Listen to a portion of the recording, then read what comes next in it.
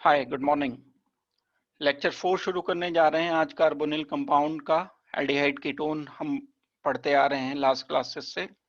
उसमें हमने नेमिंग की, प्रिपरेशंस की डिफरेंट तरीके से एल्डिहाइड एंड कीटोन्स की। आज हम प्रॉपर्टीज शुरू करेंगे। पहले कुछ फिजिकल प्रॉपर्टीज डिस्कस करेंगे, उसके बाद केमिकल प्रॉपर्टीज डिस्कस करेंगे। तो आइए चलिए हम करते हैं शुरू। कार्बोनिल कंपाउंड की प्रॉपर्टीज। फिजिकल प्रॉपर्टी पहले शुरू करनी है। फिजिकल प्रॉपर्टीज वो प्रॉपर्टीज होती हैं जिनमें हम नए केमिकल कंपाउंड नहीं बनाते हैं, बॉन्ड नहीं टूटते हैं, नए बॉन्ड नहीं बनते हैं, यानी फिजिकल चेंज होते हैं, जैसे लिक्विड स्टेट से सॉलिड स्टेट में पहुंचा दिया। कुछ कैरेक्टरिस्टिक प्रॉपर्टीज होती हैं, यानी एक कंपाउंड के लिए वो फिक्स है। जैसे एग्जांपल के लिए हम बोलते हैं वाटर का बॉइलिंग पॉइंट फिक्स है। अगर हम 1 एटमॉस्फेरिक प्रेशर पर लें तो 100 डिग्री सेंटीग्रेड आ जाएगा। तो ये इसकी प्रॉपर्टी हुई, ये इसकी पहचान हुई वाटर की। इन प्रॉपर्टीज की बात कर रहा हूं मैं, physical properties. Boiling point, melting point, solubility, viscosity, और भी बहुत सारे टर्म्स होते हैं जो हम फिजिकल प्रॉपर्टीज के लिए यूज कर रहे होते हैं। तो मैं जैसे कि पहले रिपीट करता हूं बात को, बहुत बताता हूं आपको ये बात। जो फिजिकल प्रॉपर्टीज होती है मेनली इंटरमॉलिक्यूलर फोर्सेस पर डिपेंड करती है। जो हमारे पास कोई मॉलिक्यूल है जिसकी हम फिजिकल प्रॉपर्टी जानना चाह रहे हैं, ये कोई मॉलिक्यूल एक्स है, एल्डिहाइड कीटोन कह रहे हैं तो एल्डिहाइड कीटोन ही ले लो, C double bond oxygen H, aldehyde. दूसरा डिफरेंट एल्डिहाइड, दो एल्डिहाइड मॉलिक्यूल के बीच का इंटरेक्शन, इंटरमॉलिक्यूलर इंटरेक्शन, इस पर डिपेंड करती है फिजिकल प्रॉपर्टी। यूजुअली ये बॉन्ड की स्ट्रेंथ पर डिपेंड नहीं करती है। ये बॉन्ड की स्ट्रेंथ ज्यादा हो कम हो, इससे तो रिलेशन इसकी केमिकल प्रॉपर्टी का होगा। ये कार्बन ऑक्सीजन बॉन्ड स्ट्रांग है, वीक है, पोलर है, नॉन पोलर है, इससे तो इसकी केमिकल प्रॉपर्टी का रिलेशन है। लेकिन दो मॉलिक्यूल के बीच में जो फोर्सेस वर्क करती हैं उनको हम इंटरमॉलिक्यूलर फोर्सेस कहते हैं। ये इंटरमॉलिक्यूलर फोर्सेस डिसाइड करती हैं फिजिकल प्रॉपर्टी को। यूजुअली जो इंटरमॉलिक्यूलर फोर्सेस हैं उन्हें हम 3-4 तरह से डिवाइड करते हैं। आयनिक इंटरेक्शन, हाइड्रोजन बॉन्डिंग। यहां बॉन्ड नाम से कंफ्यूजन आ जाता है। बॉन्ड ये दो डिफरेंट मॉलिक्यूल वाला बॉन्ड है, यानी inter molecular hydrogen bond physical property को डिसाइड करती है। इसके बाद डाइपोल इंटरेक्शन, डाइपोल डाइपोल, एक मॉलिक्यूल में पोलैरिटी है, दूसरे मॉलिक्यूल में पोलैरिटी है, तो इसके आपस के इंटरेक्शन। इसके अलावा वैन डर वाल्स फोर्सेस, ये 4 टाइप की फोर्सेस हैं। आयनिक इंटरेक्शन बड़े स्ट्रांग होते हैं, ये थोड़े से वीकर होते हैं। डाइपोल इंटरेक्शन और वीकर होते हैं। वैन डर वाल्स फोर्सेस और वीकर होती हैं। Van der Waals forces depend करती हैं मॉलिक्यूल के मॉलिक्यूलर मास पर, एंड अगर मॉलिक्यूलर मास सेम है, आइसोमेरिक मॉलिक्यूल हैं, तो मॉलिक्यूल के सरफेस एरिया पर, बल्कि कांटेक्ट सरफेस एरिया बोलना चाहिए, जो दो मॉलिक्यूल का वो एरिया जो एक दूसरे के आमने सामने पड़ता है, जिस पर फोर्स लगनी है। इस सरफेस एरिया से मतलब नहीं है मॉलिक्यूल के, दो मॉलिक्यूल के बीच में यहां पर फोर्स अप्लाई कर रही है, तो कांटेक्ट सरफेस एरिया की बात हमें करनी होती है। तो ये 4 टाइप की फोर्सेस हैं जो इंटरमॉलिक्यूलर फोर्सेस नाम जिन्हें हम दे रहे हैं, और जो डिसाइड करती हैं कि फिजिकल प्रॉपर्टीज क्या है। कौन कौन सी फिजिकल प्रॉपर्टीज यूजुअली हम करते हैं, जैसे बॉइलिंग पॉइंट है। अब boiling point, melting point and solubility.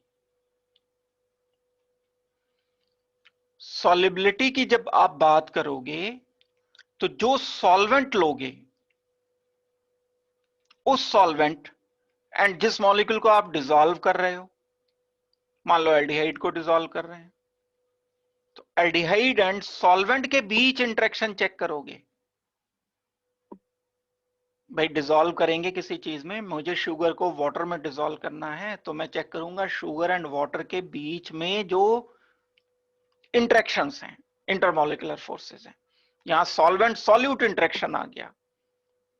जब बॉइलिंग पॉइंट की हम बात करेंगे, तो बॉइलिंग पॉइंट वाटर मिला के थोड़ी चेक करोगे, प्योर कंपाउंड का चेक करोगे वाटर, या कोई सॉल्वेंट मिला के थोड़ी बॉइलिंग पॉइंट चेक किया जाएगा। बॉइलिंग पॉइंट चेक किया जाएगा किसी प्योर कंपाउंड का। अगर मुझे एक एल्डिहाइड मॉलिक्यूल दिया जा रहा है R C double bond oxygen H, तो सेम मॉलिक्यूल मुझे दूसरा लेना पड़ेगा R C double bond oxygen H. अब इन दोनों के बीच के इंटरेक्शन मुझे चेक करने होंगे। वो इंटरेक्शन कौन से हैं? वो आयोनिक हैं, वो हाइड्रोजन बॉन्ड हैं, वो डाइपोल मोमेंट है, या वैन डर वाल्स फोर्सेस हैं। ये कंफ्यूजन बच्चे यूजुअली करते हैं कि कहीं तो वाटर से इंटरेक्शन कर दिया, कहीं आपस में इंटरेक्शन करा रहे हैं। तो भी बेसिक सोच करके आप आगे बढ़ोगे तो कोई कंफ्यूजन नहीं है। बिना बेसिक के अगर पढ़ेंगे तो कंफ्यूजन ही कंफ्यूजन है फिर। तो बॉइलिंग पॉइंट, मेल्टिंग पॉइंट के लिए एक और चीज आ जाती है, लैटिस एनर्जी आ जाती है। हमें लैटिस एनर्जी भी, सिर्फ इंटरेक्शन से काम नहीं चलता। लैटिस एनर्जी, क्योंकि हम उसे क्रिस्टलाइन फॉर्म में पहुंचाते हैं, क्रिस्टलाइन फॉर्म से जब सॉलिड बनाने में जो एनर्जी रिलीज होती है वो एनर्जी क्रिस्टल एनर्जी कहलाती है। डेफिनेटली 1 मोल की बात कर रहे हैं हम। तो कुल मिलाकर के फिजिकल प्रॉपर्टीज का ये सब रिलेशन है जो मैं आपको बता रहा हूं।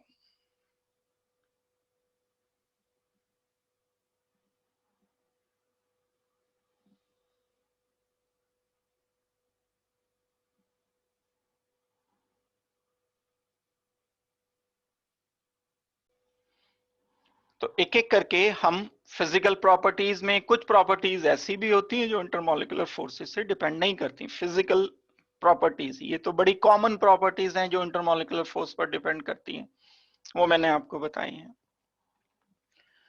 अब जो एल्डिहाइड एंड कीटोन्स हैं उसमें सबसे जो सिंपलेस्ट कंपाउंड है हमारे पास वो फॉर्मेल्डिहाइड है, HCHO है, HC double bond oxygen H। इस HCHO को अगर वाटर में डिसॉल्व करते हैं हम एंड 40% सोल्यूशन बनाते हैं,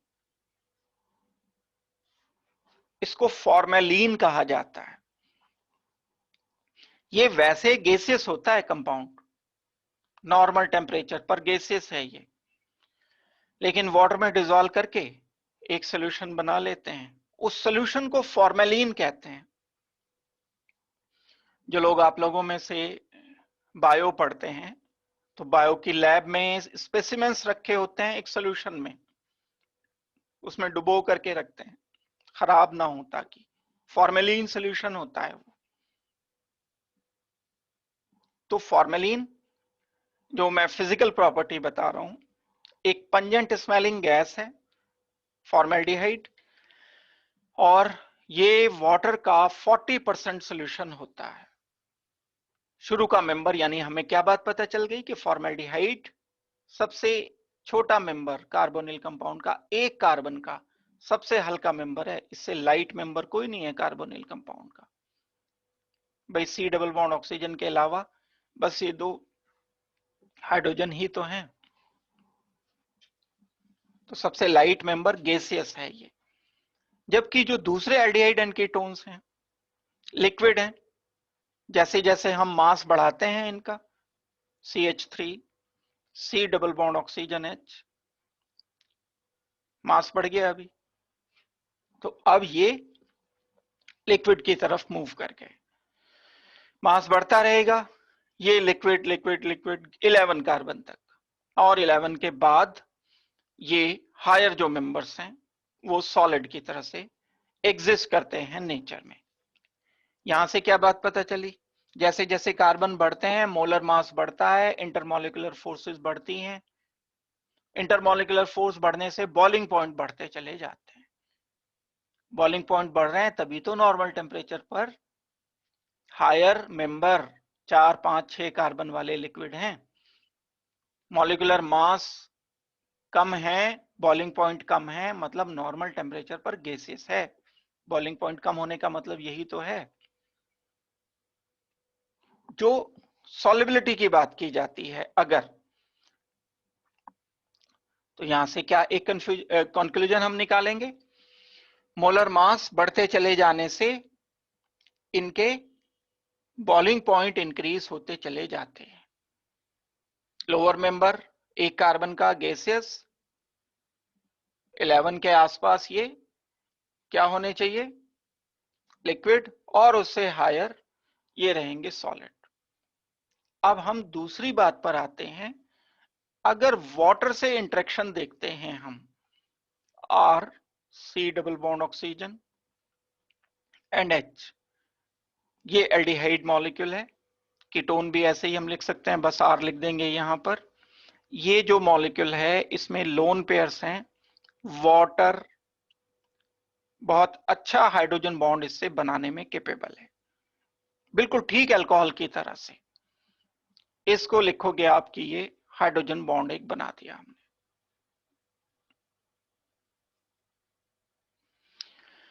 लेकिन एक दूसरा एस्पेक्ट भी है, दूसरा पार्ट भी है इसका, और वो है हाइड्रोफोबिक पार्ट। ये वाटर में इंसॉल्युबल रखने की कोशिश करता है इसको। ये हाइड्रोफिलिक पार्ट है, इतना ऑक्सीजन वाला पार्ट हाइड्रोफिलिक पार्ट है, ये वाटर में डिसॉल्व रखने की कोशिश करता है। तो जो छोटे मेंबर्स हैं जैसे फॉर्मेलिन, फॉर्मेल्डिहाइड, इसमें तो हाइड्रोफोबिक पार्ट है ही नहीं।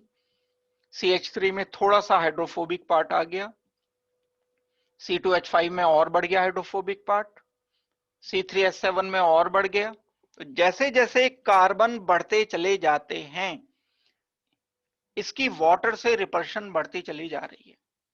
अब नहीं चाहता ये ज्यादा कार्बन वाला कि ये वाटर में डिसॉल्व करके रखे, ये अपनी जगह पर तो फिक्स है, कांस्टेंट है। मान लो किसी में कार्बन 15 है एल्डिहाइड, तो ये हाइड्रोफिलिक पार्ट तो उतना ही है जितना था, लेकिन हाइड्रोफोबिक पार्ट बहुत डोमिनेट कर गया, हायर कार्बन वाले इनसॉल्युबल रहेंगे। तो यहां से हम क्या कंक्लूजन निकालते हैं, शुरू के मेंबर्स, लाइट मेंबर्स, हल्के मेंबर्स जिसमें आर ग्रुप कम है, छोटे कार्बन के हैं, कम कार्बन के हैं, यानी हाइड्रोफोबिक पार्ट जिसमें वीक है, वो वाटर में मिक्सिबल हो जाते हैं। लेकिन जैसे जैसे कार्बन बढ़ते चले जाएंगे वाटर में मिक्सिबिलिटी कम होती चली जाएगी। ग्रेजुअली एक एक कार्बन बढ़ते चले जा रहे हैं, एल्काइल ग्रुप का साइज बढ़ता चला जा रहा है, सॉल्युबिलिटी कम होती चली जा रही है। लेकिन अगर हम इनको पोलर नॉन पोलर सॉल्वेंट में डिसॉल्व करते हैं, ऑर्गेनिक सॉल्वेंट में डिसॉल्व करते हैं, कुछ ऑर्गेनिक सॉल्वेंट भी हैं, जैसे हमारे पास साइक्लोहेक्सेन होता है,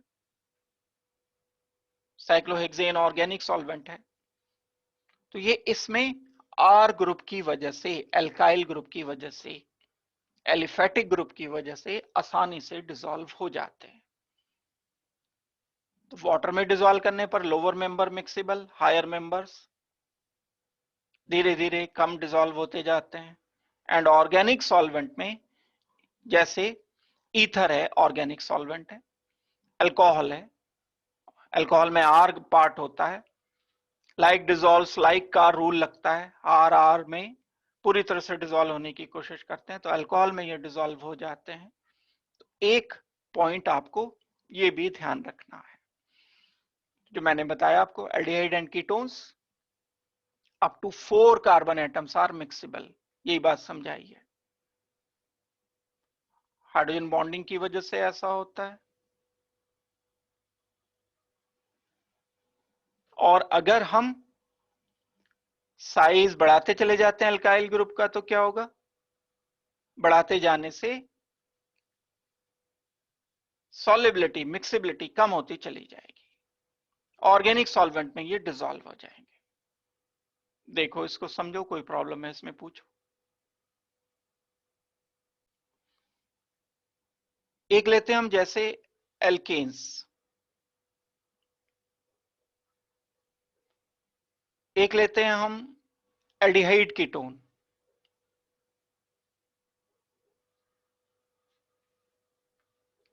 एक लेते हैं हम कार्बोनिल कंपाउंड्स, यही कार्बोनिल कंपाउंड सारे सब ले लेते हैं इकट्ठे, एक लेते हैं हम अल्कोहल, एक लेते हैं हम कार्बोक्सिलिक एसिड,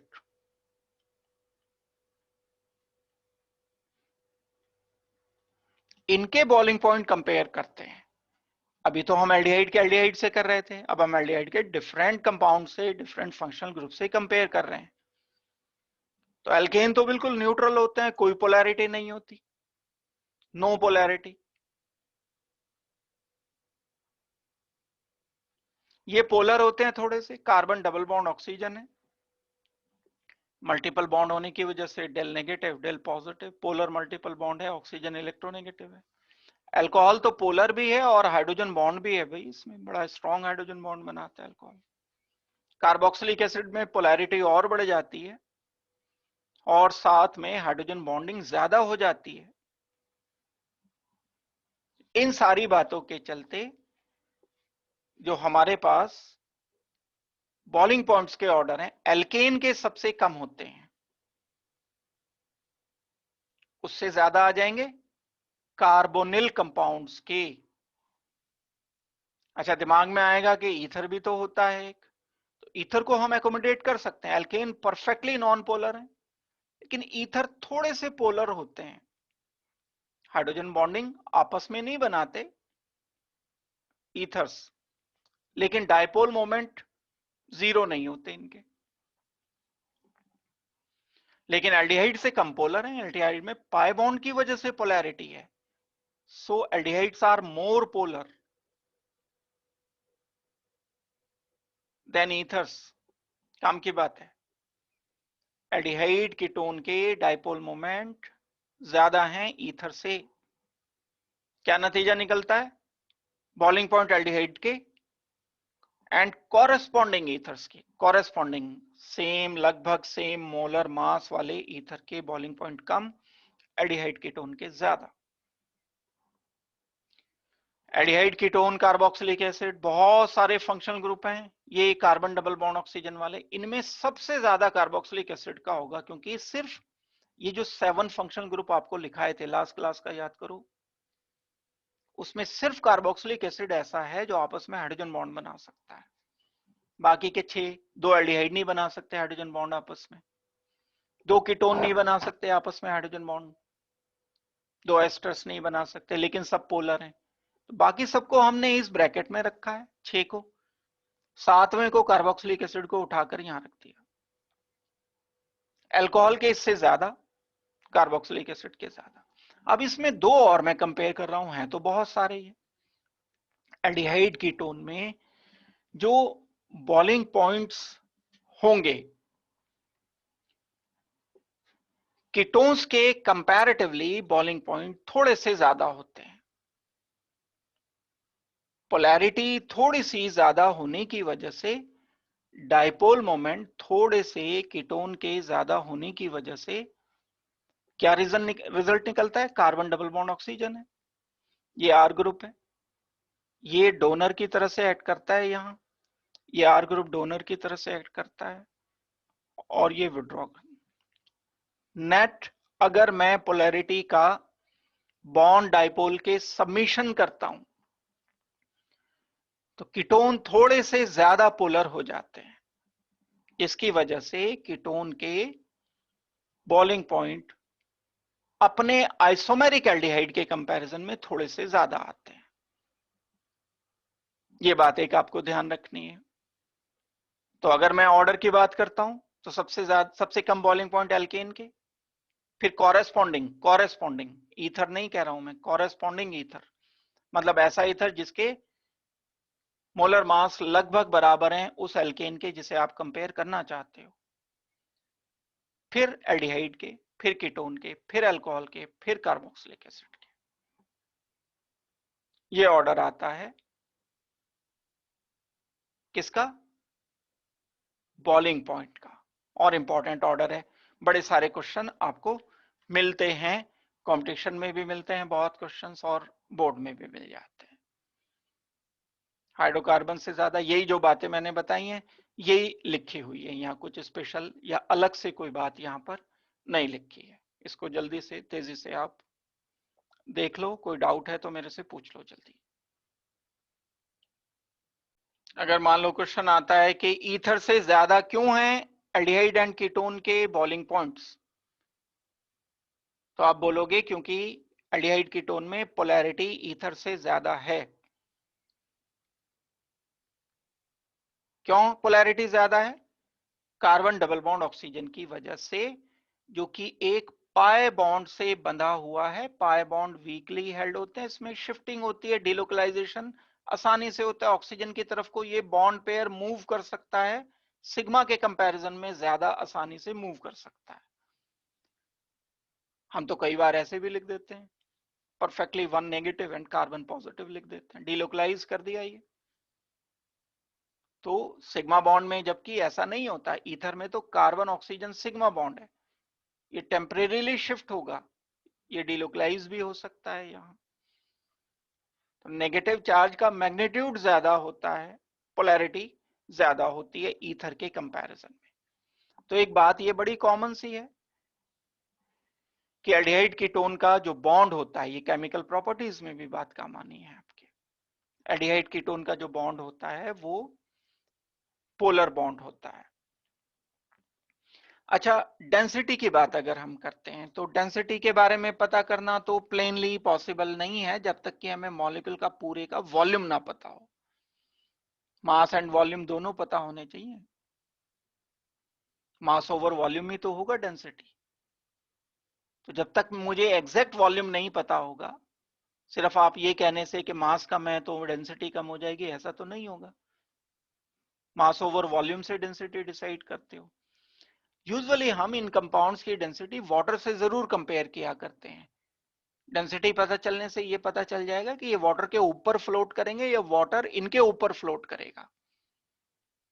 जैसे साइक्लोहेक्सेन है, साइक्लोहेक्सेन की डेंसिटी कम होती है वाटर से, तो साइक्लोहेक्सेन जबकि भारी है वाटर से बहुत ज्यादा भारी है, हैवी है, लेकिन मॉलिक्यूल का साइज भी बहुत बड़ा है उसका, तो वाटर के ऊपर फ्लोट करता है वो।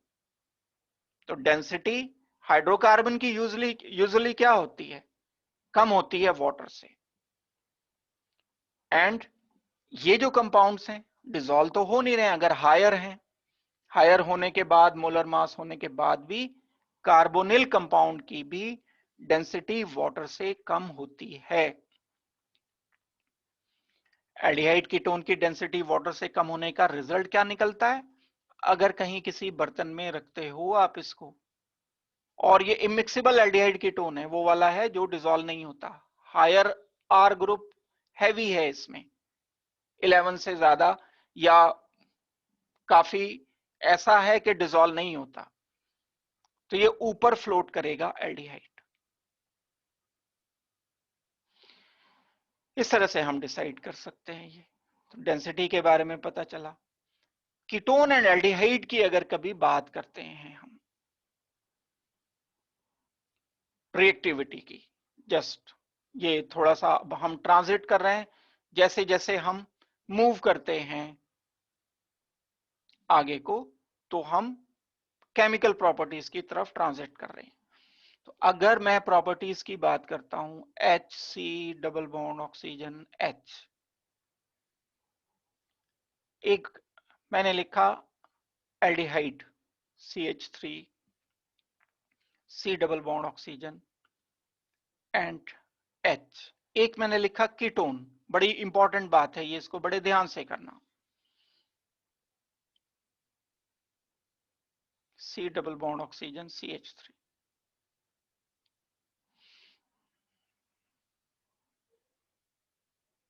यहां पर डेल पॉजिटिव है चार्ज, यहां डेल नेगेटिव है, यहां डेल पॉजिटिव है, डेल नेगेटिव है, यहां डेल्टा पॉजिटिव है, डेल्टा नेगेटिव है।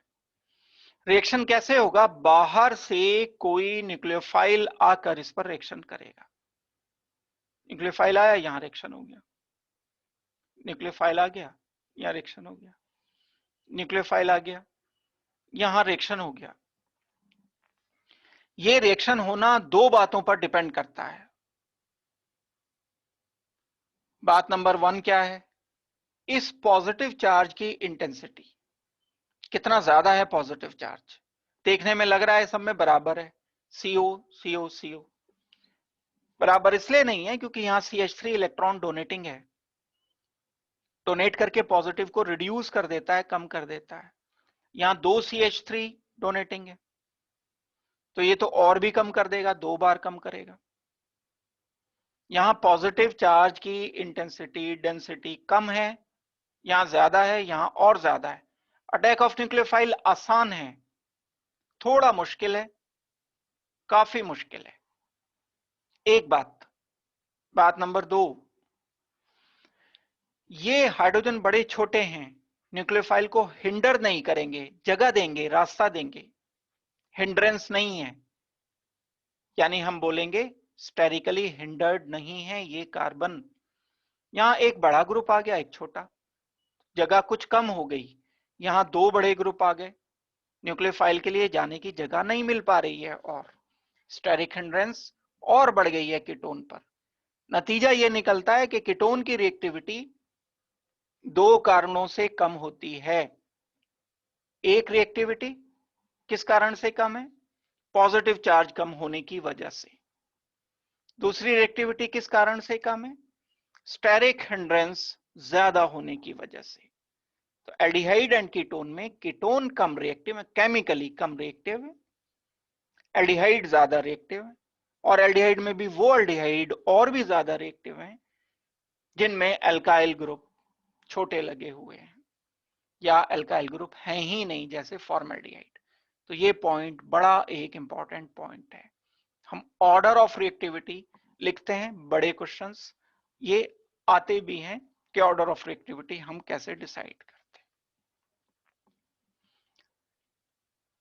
फॉर्मेल्डिहाइड ज्यादा, CH3CHO थोड़ा कम, एसीटोन और कम। और कीटोन में अगर बल्कि ग्रुप लिख दिया, देखो ये स्ट्रक्चर पर ध्यान दो, C double bond oxygen, C2H5 CH3, ये और बड़ा ग्रुप हो गया। CH3 थे, कम रिएक्टिव हो गया था, लेकिन C2H5 से तो और बल्कि ग्रुप आ गया ये एक, तो इसकी रिएक्टिविटी और कम हो जाएगी। और बल्कि ग्रुप कर दोगे और कम रिएक्टिविटी हो जाएगी। तो ये फिजिकल प्रॉपर्टीज के ट्रेंड्स मैंने आपको बताए कि क्या हैं। बड़े कॉमन और बहुत यूज होने वाले, बहुत क्वेश्चंस आने वाले, बोर्ड में बड़े क्वेश्चन मिलते हैं फिजिकल प्रॉपर्टीज से भी बहुत क्वेश्चन। ऑर्डर, बॉइलिंग पॉइंट किसके ज्यादा है, सॉल्युबिलिटी किसकी ज्यादा है, रिएक्टिव कौन सा ज्यादा है इन एल्डिहाइड एंड कीटोन्स में से। तो इन ऑर्डर को बड़ी अच्छी तरह से आप करोगे। उसके बाद हम दूसरे नंबर पर आते हैं इसकी केमिकल प्रॉपर्टीज पर। केमिकल प्रॉपर्टीज की बात अगर की जाए तो थोड़ा सा एक बार हम इसके स्ट्रक्चर पर ध्यान दें, क्योंकि केमिकल प्रॉपर्टी का रिलेशन इसके स्ट्रक्चर से है। कोई भी कार्बोनिल कंपाउंड है, C डबल बॉन्ड ऑक्सीजन है, यहां पर मैं CH3 लिख लेता हूं, एल्डिहाइड, कीटोन भी आप ले सकते हो, CH3CHO लिखा। एक एक करके ऑब्जर्व करने की शुरुआत करो। ये कार्बन हाइब्रिडाइजेशन sp2 है। अगर sp2 है तो ये प्लेनर हो गया। ये ऑक्सीजन के पास 2 लोन पेयर्स हैं, इसकी अपनी सिग्निफिकेंस है। लोन पेयर होना इसको बेसिक बनाता है, मतलब अपना ये लोन पेयर किसी को देगा तब ये बेसिक कहलाएगा। बेस वो होते हैं, लुइस बेस वो होते हैं जो अपने लोन पेयर किसी को देते हैं। तो इस ऑक्सीजन की वजह से ये नेचर में थोड़ा सा बेसिक हो गया, क्योंकि ये अपना लोन पेयर डोनेट कर सकता है किसी दूसरे को। किसी दूसरा कौन? ज्यादातर केस में H पॉजिटिव। जहां भी H पॉजिटिव इसे दिखेगा। जैसे हम अल्कोहल का प्रोटोनेशन करते थे, एसोसिएट करो अपनी बात को जो पढ़ चुके हो, अल्कोहल लेते थे, इसका हम प्रोटोनेशन क्यों करते थे भाई? इसके पास खाली ऑर्बिटल होता था, इसके पास लोन पेयर, ये इंटरेक्शन हो गया। यही काम यहां भी होगा, थोड़ा सा डिफरेंट प्रोस्पेक्टिव है क्योंकि यहां पर पाई बॉन्ड है बस, तो इसके बाद का स्टेप डिफरेंट होगा, लेकिन प्रोटोनेशन हम कीटोन एल्डिहाइड का ऐसे ही कर सकते हैं जैसे करते आए हैं अल्कोहल का। sp2 क्या इंडिकेट करेगा कि ये प्लेनर है। अगर ये प्लेनर है तो प्लेनर दिखना भी चाहिए ना, प्लेनर की तरह से देखो इसे।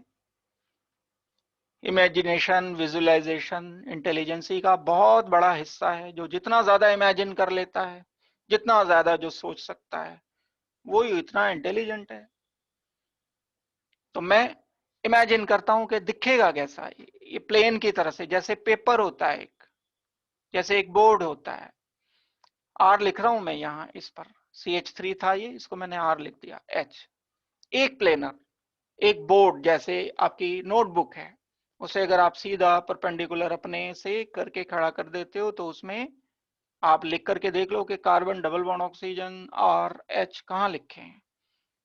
तो ये एक प्लेनर मॉलिक्यूल हो गया। अब हम जब अभी थोड़ी देर पहले भी डिस्कस कर रहे थे कि इस मॉलिक्यूल पर न्यूक्लियोफाइल का रिएक्शन होता है,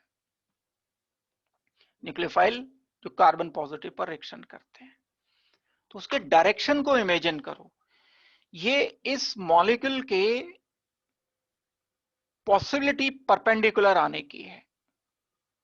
यानी अगर ये प्लेन मैंने लिखा, जो आपकी स्क्रीन है, जो आपकी नोटबुक है, उसके परपेंडिकुलर प्लेन में ये लिखा है और न्यूक्लियोफाइल आएगा, एक पैटर्न ये हुआ आने का।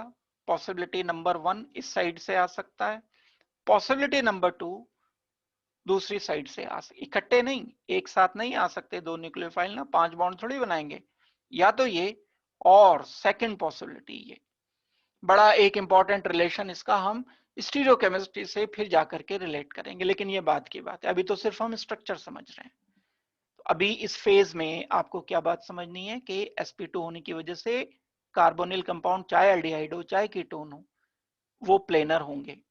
मैं पूरे मॉलिक्यूल की बात नहीं कर रहा हूं, उस कार्बन की जिस पर कार्बन डबल बॉन्ड ऑक्सीजन है, वो प्लेनर होगा। अब अगर ये भाई sp3 है कार्बन, तो ये तो टेट्राहेड्रल लिखोगे, यहां लिखना पड़ जाए मुझे तो यहां टेट्राहेड्रल में लिखूंगा अलग से। कार्बोनिल कार्बन की बात कर रहा हूं। अगर हम पोलैरिटी की बात करते हैं तो इस कार्बन पर पॉजिटिव चार्ज आएगा, पार्शियल पॉजिटिव, पार्शियल नेगेटिव, तभी तो न्यूक्लियोफाइल आ सकता है ना। Oxygen is more electronegative than carbon, इसलिए न्यूक्लियोफाइल आकर के इस पर रिएक्शन कर सकता है। तो कई सारे एस्पेक्ट मैंने बता दिए। कम से कम अगर मैं बड़ी सिंपल वे में इसकी प्रॉपर्टीज को रिलेट करता हूं तो एक प्रॉपर्टी तो वो होगी जिसमें it can act as Lewis base,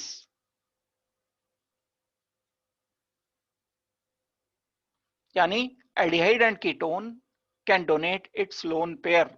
ये कौन सा रिएक्शन होगा? कार्बोनिल कंपाउंड का H पॉजिटिव के साथ रिएक्शन होगा। जब हम H पॉजिटिव से इसे कनेक्ट कर देते हैं, ऐसा कुछ लिखेंगे पहले, बाद में क्या होगा वो बाद में देखेंगे। पहले लेकिन अभी इस फेज में तो हम प्रोटोनेशन कर रहे हैं। अब बाद में होगा क्या, आपको बिल्कुल अच्छी तरह से क्लिक करनी चाहिए बात। ये बॉन्ड पहले भी इधर ही कूदता था, अभी और ज्यादा तेजी से जंप लगाएगा। अब तो ऑक्सीजन पे पॉजिटिव हो गया, डीलोकलाइजेशन को बढ़ावा मिल गया। ये डीलोकलाइजेशन जो बिना प्रोटोनेशन के बस हो रहा था, अब प्रोटोनेशन होने पर, पॉजिटिव चार्ज आने पर ये फास्ट हो गया, ये बड़ा तेज हो गया डीलोकलाइजेशन, प्रमोट हो गया रिएक्शन, कैटलाइज हो गया रिएक्शन। ये इनफैक्ट फायदा मिलता है प्रोटोनेशन करने से। एक तरफ हमने ऑक्सीजन की तरफ देखा तो ये नतीजा निकला। सेकंड बात अगर हमने देखी तो कार्बन की तरफ, कार्बन ऑफ कार्बोनिल कंपाउंड, अब ये मैं कार्बोनिल बोल रहा हूं तो साथ के साथ कंपाउंड के लिए बात चल रही है, चाहे एल्डिहाइड हो, चाहे कीटोन, चाहे कार्बोक्सिलिक एसिड, भले ही हम स्ट्रक्चर एल्डिहाइड कीटोन का पढ़ रहे हैं। कोई भी कार्बोनिल कंपाउंड का carbon can react with nucleophile.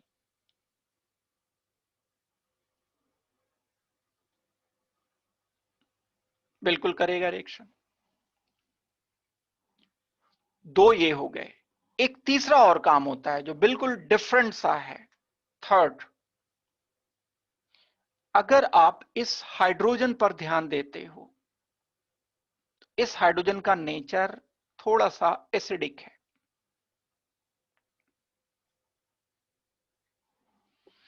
किसको कहते हैं एसिड? सबसे पहले तेजी से सोच लिया करो बात को। जब भी कोई ट्रबल आए, फंडामेंटल सोच लो, बेसिक सोच लो, वो ट्रबल खत्म हो जाएगा।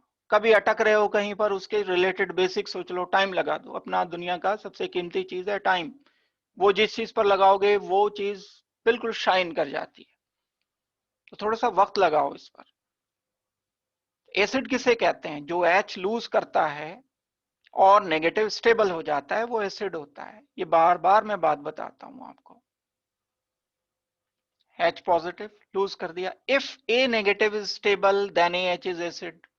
तो भाई यहां भी तो स्टेबल है। ये बहुत स्ट्रॉन्ग एसिड ना सही कार्बन पर है, क्योंकि ये H कार्बन इलेक्ट्रोनेगेटिव नहीं है, लेकिन स्टिल फिर भी जब हम कभी इसमें स्ट्रॉन्ग बेस ऐड करते हैं, स्ट्रॉन्ग बेस इस H को एब्जॉर्ब करके कार्बन नेगेटिव बना देता है, और ये कार्बन नेगेटिव रेजोनेंस स्टेबल है। इसलिए कभी कभी कुछ रिएक्शन ऐसे भी होते हैं जब बेस ऐड करते हैं हम, तो ये एसिडिक हाइड्रोजन हटकर कार्बेनायन बन जाता है। ये एक नई बात है, अभी तक जितने भी ऑर्गेनिक रिएक्शन हमने पढ़े हैं उनमें ऐसा नहीं हुआ था। एल्डिहाइड कीटोन के लिए ये एक यूनिक प्रॉपर्टी है। अल्कोहल में ऐसा नहीं होता, क्योंकि अल्कोहल में मल्टीपल बॉन्ड ही नहीं है, रेजोनेंस कौन करेगा? अल्काइल हैलाइड में कार्बेनायन नहीं बनते, मल्टीपल बॉन्ड नहीं है, क्योंकि रेजोनेंस कार्बन नेगेटिव बनने के बाद कैसे होगा? पॉइंट नंबर 3 दोबारा से मैं बता रहा हूं क्योंकि आपके लिए नई बात है। एल्डिहाइड कीटोन का अल्फा पोजीशन का hydrogen, this carbon is called as alpha carbon, this hydrogen is called as alpha hydrogen. कौन सा हाइड्रोजन, कौन सा कार्बन अल्फा होता है? फंक्शनल ग्रुप से डायरेक्टली अटैच्ड कार्बन को हम अल्फा कार्बन कहते हैं। अल्फा कार्बन पर जो H होता है उसको अल्फा हाइड्रोजन कहते हैं। तो क्या कंक्लूजन निकला? Alpha hydrogen of carbonyl compounds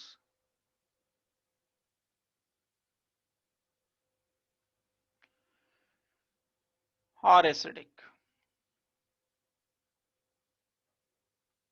definitely बहुत वीक एसिड है, बहुत स्ट्रॉन्ग एसिड नहीं है HCl की H2SO4 की तरह से। वीक एसिड है तो स्ट्रॉन्ग बेस के साथ ये कार्बेनाइन बनाने में कैपेबल हैं। बहुत इंपॉर्टेंट रिएक्शन, बहुत इंपॉर्टेंट रिएक्शन इस पर बेस्ड है। इस चैप्टर में हम आखिरी में पढ़ेंगे अल्डोल कंडेंसेशन, जो कार्बेनाइन बन करके होगा। मैकेनिज्म जिसका हमें डिस्कस करना पड़ेगा। ये 3 स्ट्रक्चर से रिलेटेड चीजें मैंने आपको आज डिस्कस की, अभी ये बताई। अब हम इसको आगे एलेबरेट करेंगे। पहले एक प्रॉपर्टी से रिलेटेड, एक लुईस बेस वाले प्रॉपर्टी से related, carbon double bond oxygen delocalise वाले से, फिर लास्ट में जाकर के हम इन प्रॉपर्टीज को करेंगे। तो नंबर 1 पर आते हैं, सबसे पहले प्रॉपर्टीज पर जो हम कार्बन डबल बॉन्ड ऑक्सीजन की पोलैरिटी की वजह से करते हैं। उन प्रॉपर्टीज का क्या होगा? एक टाइप के जो ये रिएक्शन देता है वो है एडिशन रिएक्शन। जो स्ट्रक्चर पढ़ा है उसे दिमाग में रखते हुए सीखना है ये आगे। एडिशन रिएक्शन बहुत आसान बात है। कार्बन डबल बॉन्ड ऑक्सीजन में मल्टीपल बॉन्ड है, सबसे पहले टूटेगा तो कौन टूटेगा? जो सबसे ज्यादा कमजोर होगा। कौन सबसे ज्यादा कमजोर? बॉन्ड की बात हो रही है। कौन सबसे ज्यादा कमजोर बॉन्ड है? कार्बन ऑक्सीजन में ये वाला पाई बॉन्ड। मैंने इसको किसी reagent A positive B negative से जोड़ना चाहा, ऐसा था जिसमें पोलैरिटी ऐसी कुछ थी। तो इसमें कोई भी दिक्कत की बात नहीं है कि आपको डिलोकलाइजेशन इधर करते हुए इस बी नेगेटिव को कार्बन पर लाना है, ए पॉजिटिव को ऑक्सीजन पर लाना है। ये पहला काम हम करते हैं इस एडिशन में। ये एडिशन ही तो किया है, सोचो इसे, देखो भाई, पाई बॉन्ड टूट कर कुछ बाय प्रोडक्ट तो बना नहीं, तो एडिशन हो गया। क्वेश्चन ये आया कि ये एडिशन कौन सा हुआ? बी ऐड हो गया कार्बन पर, ए ऐड हो गया ऑक्सीजन पर, तो बी नेगेटिव न्यूक्लियोफाइल है।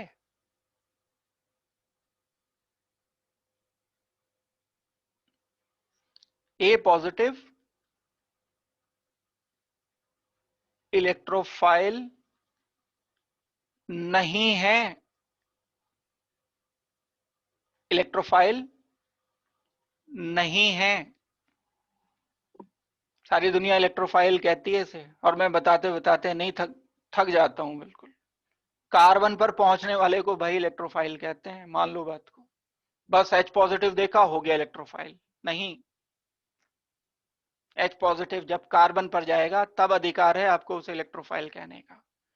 H पॉजिटिव ऑक्सीजन पर जब जाएगा तब आप उसे एसिड बोलोगे, इलेक्ट्रोफाइल नहीं बोलोगे। तो यहां तो इलेक्ट्रोफाइल है ही नहीं, सिर्फ न्यूक्लियोफाइल है। तो addition is called as nucleophilic addition.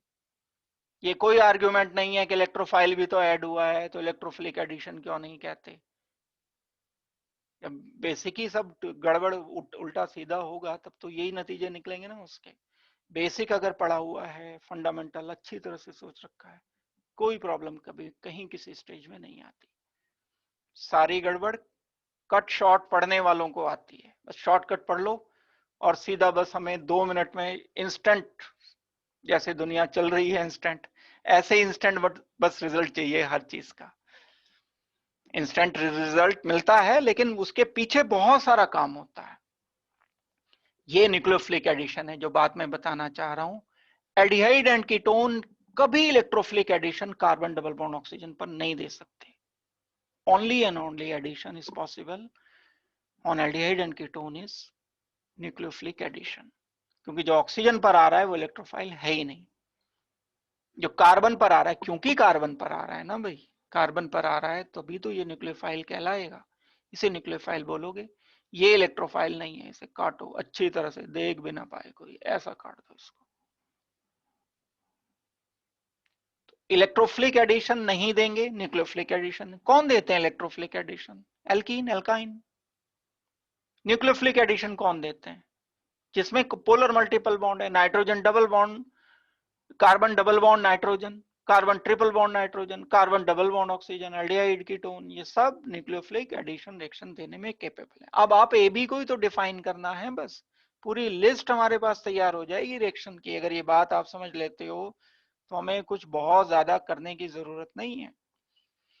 A and B को ही तो करना है, A positive B negative, H positive O H negative, H positive O R alcohol, H NH2 ammonia, H NHR primary amine, benzene NH2।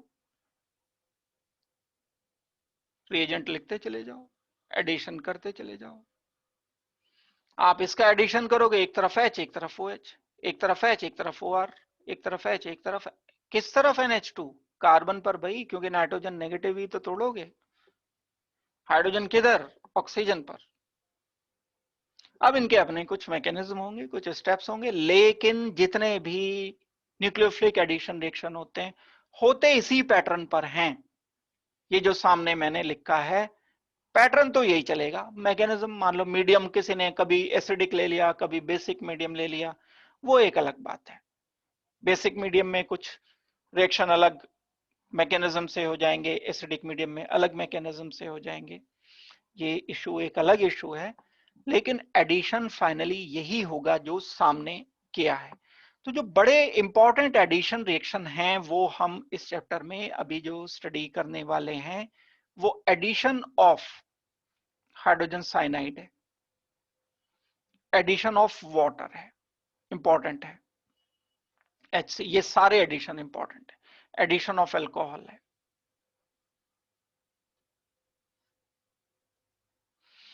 Sodium bisulphite है, NaHSO3 है, ये बिल्कुल pure addition है। चार ये रिएक्शन हम अभी पहले एडिशन करने के बाद, फिर जिन लोगों को एडिशन समझ आ जाएगा उनको ही बाद वाला रिएक्शन समझ आएगा।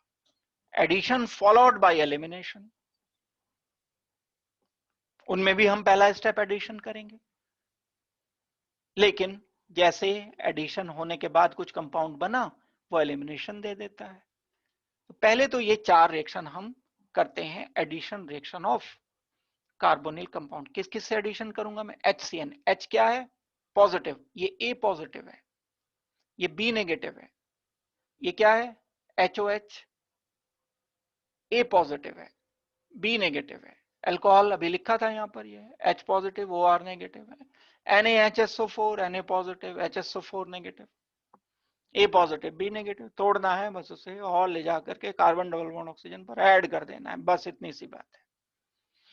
तो सबसे पहला मैं जो आपको बता रहा हूं एडिशन रिएक्शन, ये रिएक्शन बता रहा हूं HCN के साथ। पहला रिएक्शन ये हमने शुरू कर दिया, नंबर 1 एडिशन रिएक्शन। इसमें हम 4 एग्जाम्पल पढ़ेंगे, ये मैंने आपको बता दिए। पहला addition reaction with hydrogen cyanide. जब हाइड्रोजन साइनाइड के साथ रिएक्शन करते हैं तो रिएक्शन देख लो पहले, सबसे पहले रिएक्शन लिख लो, होगा तो ये आप खुद भी लिख दोगे आंसर। तो डिलोकलाइज हुआ, पॉजिटिव नेगेटिव में टूटेगा, फ्यूचर में, अभी नहीं टूटा, वीक एसिड होता है। और प्रोडक्ट क्या लिखूंगा मैं? R, C ऑक्सीजन, H, यहां पर लिखना चाहिए मुझे CN और यहां पर लिखना चाहिए मुझे H। इस कंपाउंड को जो बनता है उसको हम नाम देते हैं साइनोहाइड्रिन।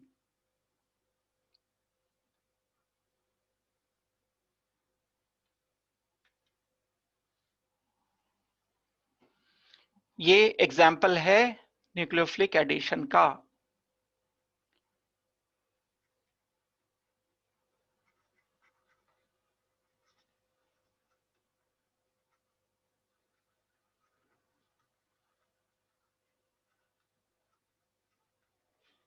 न्यूक्लियोफाइल इसमें क्या है?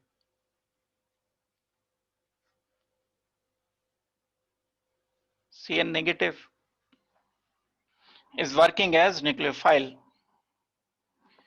इस रिएक्शन को दो तरह से किया जा सकता है। अगर हम इसमें थोड़ा सा बेस ऐड करें, बेस ऐड करने पर ये रिएक्शन कुछ प्रमोट हो जाता है। OH नेगेटिव की प्रेजेंस में ये थोड़ा प्रमोट होकर फिर रिएक्शन होता है। और बेस के अलावा हम यहां सॉल्ट भी यूज करते हुए इस रिएक्शन को आगे प्रोसीड कर सकते हैं। तो मैं इसका बड़ा शॉर्ट में आपको मैकेनिज्म बता रहा हूं।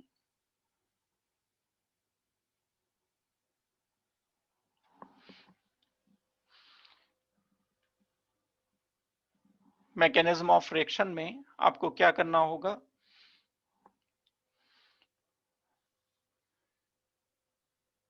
RC double bond oxygen, H plus HCN,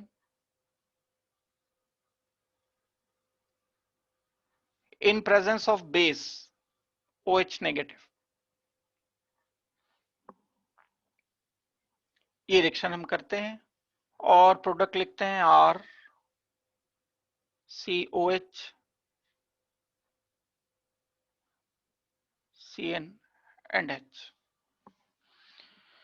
ध्यान रखना, जिन लोगों ने स्टीरियोकेमिस्ट्री पढ़ रखी है, कायरल कार्बन बन रहा है, बहुत सारी चीजें साथ साथ चल रही हैं, लेकिन अभी मैं उधर आपको बताना नहीं चाहता। जिन लोगों ने पढ़ रखी है स्टीरियोकेमिस्ट्री, ऑप्टिकल आइसोमेरिज्म, तो कायरल कार्बन जनरेट हो रहा है, छोड़ दो, लेकिन अभी इसको भी हम मैकेनिज्म कर रहे हैं।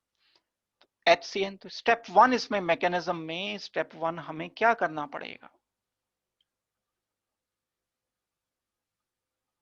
सबसे पहले हम इस HCN को, एसिड है क्योंकि, बेस NaOH है सपोज करते हैं, या OH नेगेटिव या NaOH कुछ भी ले सकते हो आप, ये H पॉजिटिव एब्जॉर्ब कर लेगा, CN नेगेटिव बनाएगा। फ्री कर दिया इसने न्यूक्लियोफाइल को, क्योंकि ये वीक एसिड था, कम टूट पाता था, कम H पॉजिटिव दे पाता था। OH ने इस H को एब्जॉर्ब करके CN नेगेटिव की संख्या को बढ़ा दिया, एक वाटर बन गया, एक CN नेगेटिव अब फ्री हो गया। अब ये जो CN नेगेटिव बना है, ये रिएक्शन करेगा इस कार्बन डबल बॉन्ड ऑक्सीजन के साथ। आप कोई भी लिख सकते हो, carbon double bond oxygen, aldehyde लिखो या कीटोन लिखो, बेंजीन ग्रुप लिख दो, आप फिनाइल लिख दो, या उससे कोई फर्क नहीं पड़ता। ये हमने क्योंकि R लिया है तो चलो मैं R ही लेकर के कर रहा हूं। RH reacted with CN negative, carbon पर आते हुए डिलोकलाइजेशन ऑक्सीजन की तरफ ही होगा, और एक ये मुझे मिल गया RC oxygen negative, H and CN।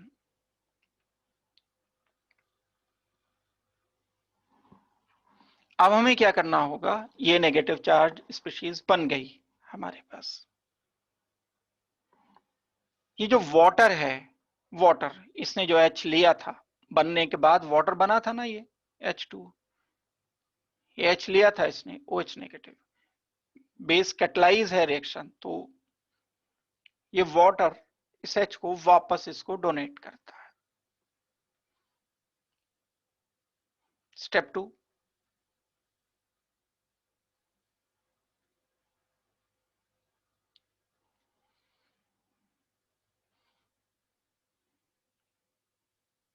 RC double bond oxygen से ऑक्सीजन नेगेटिव बन गया, यहां पर H है, और ये आपका CN जो पहले आ चुका है।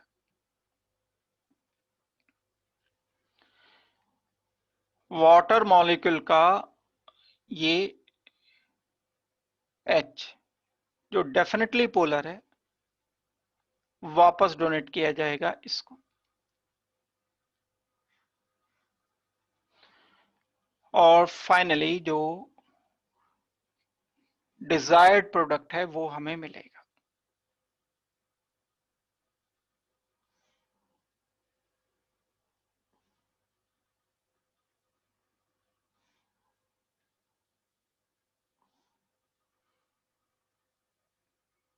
ये साइनोहाइड्रिन एल्डिहाइड का, हम कह सकते हैं साइनोहाइड्रिन ऑफ एल्डिहाइड, ये हमें प्रोडक्ट की तरह से मिल जाता है। ये तरीका रहेगा मैकेनिज्म का। अब ये रिएक्शन कि कई सारे तरीके से क्वेश्चन बन जाएंगे इसके, अगर देखे जाएं। एक तो यही है कि आप प्रोडक्ट बताओ, प्रोडक्ट लिख दिया। एक ये है कि मैकेनिज्म बताओ। एक एक कन्वर्जन में बड़ा यूज होने वाला रिएक्शन। मैं चाहता हूं कि इसी स्टेज पर सारी पॉसिबिलिटीज आपको बता दूं, जो जो इसमें होने के चांस हैं, किस किस तरीके के रिएक्शन आने के चांस हैं। एक तो कंपैरिजन, अगर आपसे क्वेश्चन पूछा जाए कि HCN का रिएक्शन सबसे फास्ट किससे होगा, या क्वेश्चन दिया गया order of reactivity of HCN with formaldehyde की सबसे ज्यादा होगी। अभी जो ऑर्डर लिखा था वही तो ऑर्डर चलेगा ना न्यूक्लियोफिलिक एडिशन में। एसिटाल्डिहाइड की कम होगी,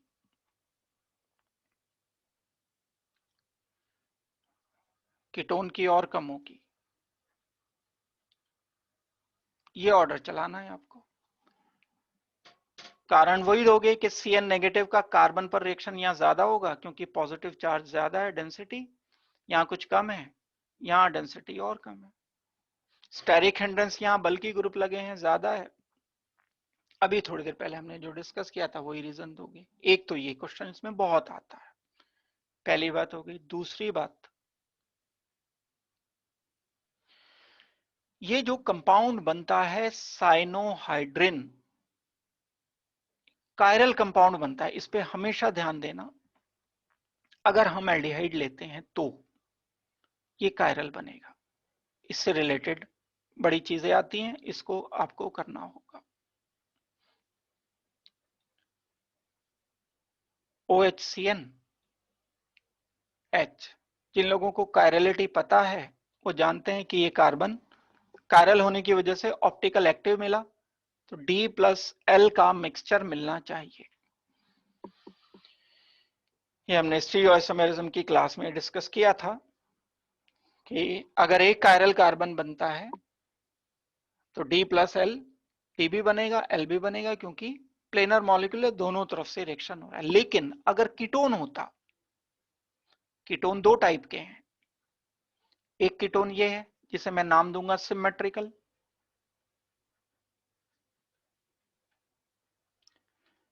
एक कीटोन और है जिसे मैं नाम दूंगा अनसिमेट्रिकल। अनसिमेट्रिकल मतलब ये दोनों अलग अलग हैं, ये वाला R अलग है, ये वाला R अलग है।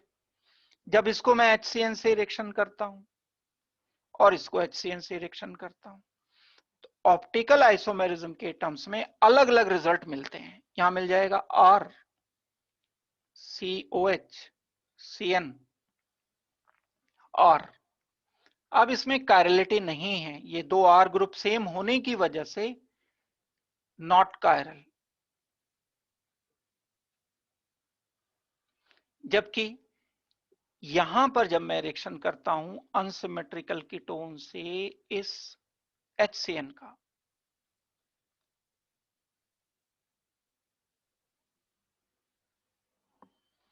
तो यहां कायरल कार्बन बना है।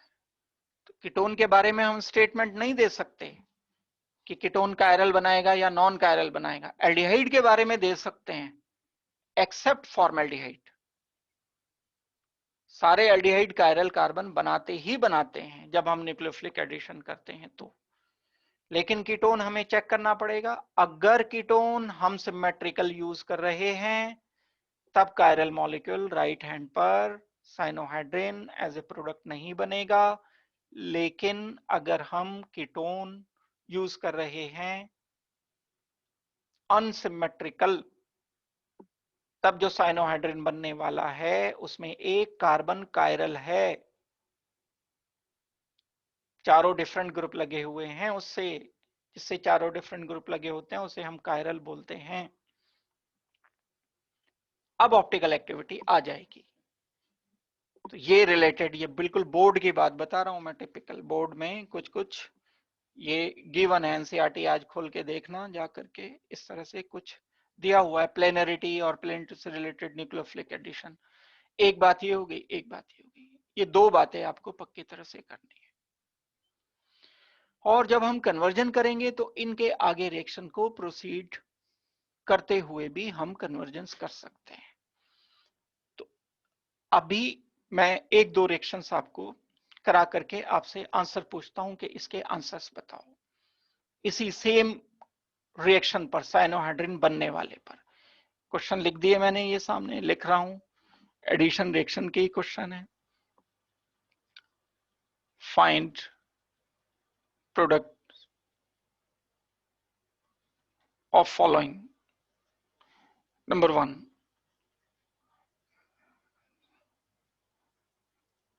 साइक्लोहेक्सेन नोन है और इसको हम HCN से रिएक्शन करते हैं।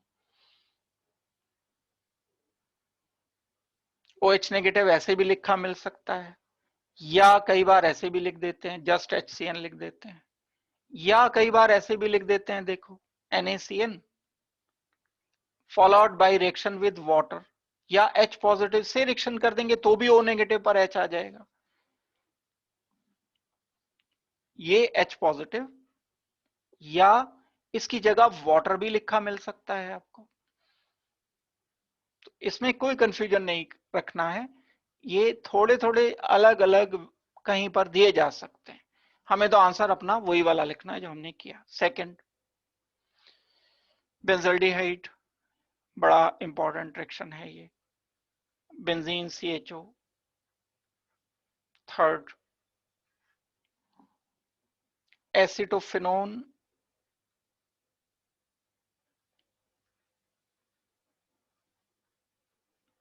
Plus HCN। इन केसेस में क्या आंसर्स दोगे आप, ये जल्दी से बताओ। फर्स्ट केस देखो,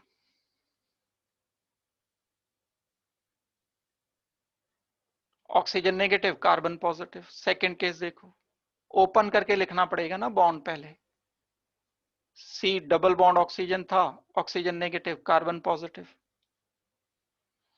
एसिडोफिनोन क्या होता है, पहला क्वेश्चन मार्क तो यही है, CH3 C double bond oxygen, benzene is acetophenone. हम क्या करेंगे, benzene C double bond oxygen, single bond लिख दिया इसकी जगह, CH3 लिख दिया। अब जब एडिशन करना था, इस कार्बन पर H और इस कार्बन पर, यहां नहीं, इस कार्बन पर CN, यहां पर H, इस कार्बन पर CN, यहां पर H, इस कार्बन पर CN। अगर ये बढ़िया से पढ़ रखे हैं स्ट्रक्चर वगैरह लिखने जानते हो, मान लो किसी को एसिटोफिनोन नहीं पता तो वो तो यहीं अटक रहा है, हम खेल रहे हैं दूसरी जगह पर और वो खेल रहा है यहाँ पर एसिटोफिनोन के चक्कर में कि भाई है क्या चीज ये, इसलिए स्लो होती है स्पीड। बहुत सारे लोग बोलते हैं ना ये बड़ा स्पीड जो है वो बड़ी स्लो है, ये कारण है। पुरानी चीजें जो है वो एकदम तेजी से रिकॉल करके जरूरत पड़ती है हमें, वो गायब निकलती है तो स्पीड स्लो हो ही जाएगी। अब कोई और थोड़ी ना रुकेगा आपके लिए कि भाई इसको पहले याद दिलाओ, मैं तो दिला देता हूं लेकिन हर कोई, आप जब खुद बैठोगे एग्जाम में तो टाइम फिक्स होगा, एक मिनट है तो बस एक ही मिनट है। अब उसमें आप फाइट नेमिंग पे, स्ट्रक्चर पे करोगे, या ये तो पुराना काम है हमारा, IUPAC नेमिंग हम कर चुके हैं, तो ये आपको आ जाना चाहिए। जहां जिस चीज की जरूरत है वहीं पे तो वो करेंगे ना। अब ये नहीं है कि हम IUPAC नेमिंग तो पढ़ रहे हैं यहाँ कि जी पहले एसिटोफिनोन का स्ट्रक्चर बताओ, कर रहे हैं, जबकि हम मैकेनिज्म साइनोहाइड्रिन के एडिशन पढ़ रहे हैं। गड़बड़ ये होती है और आपकी तरफ से होती है गड़बड़। ये स्लो, अपने आप को दोष मत दो कि जी हम स्लो हैं, अपने काम करने के तरीके को दोष दो। आपकी कोई गलती नहीं है, आप गलत तरह से चीजों को फीड कर रहे हो उसमें। अब वो फिर ये बात आ जाती है कि जी टाइम नहीं मिलता, तो टाइम पहले कभी गड़बड़ खराब किया होगा। टाइम जो है आप मैनेज करो, मैनेजमेंट बड़ी इंपॉर्टेंट चीज है। टाइम जितना अच्छी तरह से सिस्टमाइज करके आप इस्तेमाल कर लेते हो, बहुत टाइम होता है, 24 घंटे दिन में बहुत है, ये 6-7 घंटे ही तो निकालने हैं आपको, लेकिन सिस्टमेटिकली, ईमानदारी से, एफिशिएंसी वाले। ऐसे नहीं कि बस वो पढ़ भी रहे हैं और बराबर में रखा है, वो बीप बीप भी बज रही है, वो वाली तो फिर तो चाहे जितना पढ़ लो, फिर तो 24 क्या, दिन के 28 घंटे होते या 40 घंटे होते फिर भी कम थे फिर तो। ये इशू ये है कि कहीं ना कहीं चीजें जो आप बता रहे हो उससे अलग होती हैं, रियल से अलग जब हो जाती हैं तो गड़बड़ शुरू हो जाती है। तो इन चीजों को समझो, अभी टाइम है, बहुत टाइम है अभी सुधरने का। अभी बच्चे, छोटे बच्चे हो आप लोग, सुधर जाओ और रेडी होके बैठा करो पढ़ाई के लिए बिल्कुल। चलो, ये हमने आंसर्स डिस्कस कर दिए। अब इसमें ऑर्डर ऑफ रिएक्टिविटी भी आप डेफिनेटली कर सकते हो, एसिड बेंजल्डिहाइड, एसिटोफिनोन एंड इसमें ऑर्डर ऑफ रिएक्टिविटी के लिए वही दो फैक्टर आपको करने हैं, पॉजिटिव चार्ज की डेंसिटी कार्बन पर एंड स्टेरिक हिंड्रेंस। दो चीजें मिल करके डिसाइड करती हैं रिएक्टिविटी को। अब सोडियम बाइसल्फाइड नाम के इस कंपाउंड से कार्बन डबल बॉन्ड ऑक्सीजन को रिएक्शन करना है। पहले तो यही स्लो करने वाली चीज है, क्या चीज, ये स्ट्रक्चर क्या है, ये अटकाएगी ना अभी, इसके दिमाग में सोडियम बाइसल्फाइड आते ही एकदम नाम भी आ गया, स्ट्रक्चर भी आ गया, पोलैरिटी भी आ गई, बॉन्डिंग भी आ गई, तो उसकी स्पीड नहीं रुकने वाली है। स्पीड किसकी रुकेगी? हम यहां पर आ गए, सोडियम बाइसल्फाइड के स्ट्रक्चर पे ही वो घूम रहा है, मैं यहाँ पे आगे पहुंच गया, तीसरी लाइन में पहुंच गया। सोडियम बाइसल्फाइड क्या चीज है? तो अब मुझे, मेरी भी स्पीड रुकती है। देखो मैं क्योंकि रुक के इसका स्ट्रक्चर बताऊंगा। पी ब्लॉक में हमने पढ़ा था सल्फाइड, बाइसल्फाइड, सल्फेट, इनके structure.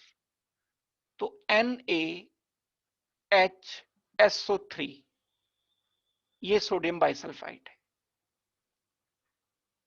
Sulphur double bond oxygen, OH, ONA, ये इसकी बॉन्डिंग है। अब जब मैं इसको AB पॉजिटिव के टर्म्स में एडिशन करना है ना मुझे, तो A पॉजिटिव क्या है? Sodium positive. B नेगेटिव क्या है? यहां SO3H